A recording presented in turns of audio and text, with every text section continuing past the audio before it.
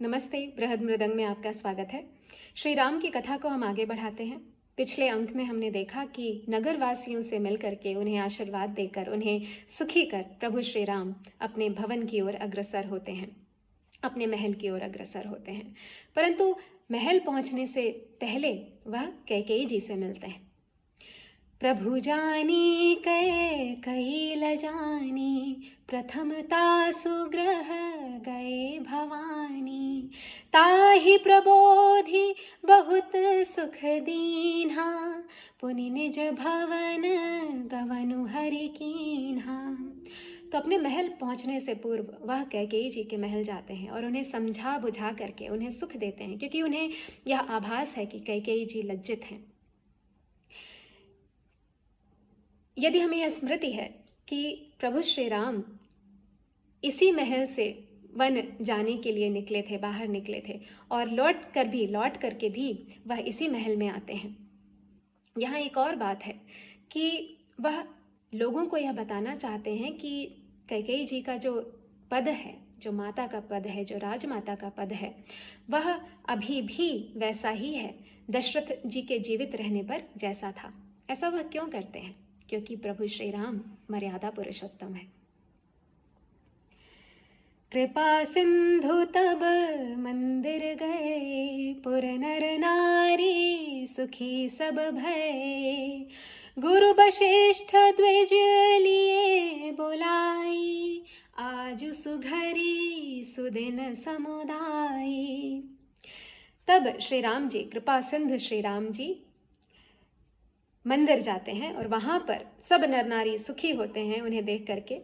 गुरु वशिष्ठ जी वहां ब्राह्मणों को बुलाते हैं और कहते हैं, बिना किसी के पूछे ही कहते हैं कि आज नक्षत्र, आज का जो है पुष्य नक्षत्र है वह शुभ है, आज की घड़ी शुभ है और यह श्री राम के राज्याभिषेक के लिए यथोचित है। सब द्विज देहु हरखि अनुशासन, रामचंद्र बैठहि सिंहासन। मुनि वशिष्ठ के बचन सुहाए, सुनत सकल विप्रन अति भाए। वशिष्ठ जी कहते हैं कि सभी ब्राह्मण सुखी होकर के, प्रसन्न होकर के श्री राम को आज्ञा दें कि वह सिंहासन पर बैठें, विराजमान हो। और यह वचन सुनते ही, वशिष्ठ मुनि के वचन सुनते ही सभी ब्राह्मण हर्षित होते हैं।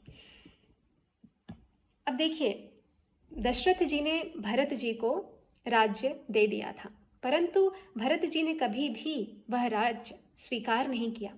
14 वर्ष तक उन्होंने श्री राम की चरण पादुका को सिंहासीन कर राज्य को चलाया।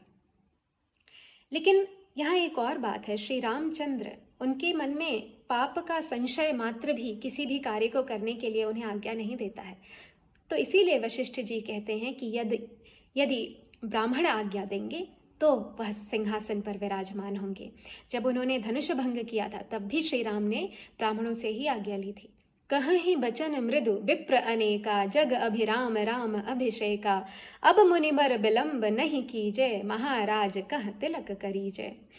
सभी ब्राह्मण कोमल वचन कहते हैं कि श्री राम का राज्याभिषेक संपूर्ण जगत को आनंद देने वाला है, तो हे मुनिवर अब विलंब मत कीजिए और श्री राम का तिलक शीघ्र कीजिए।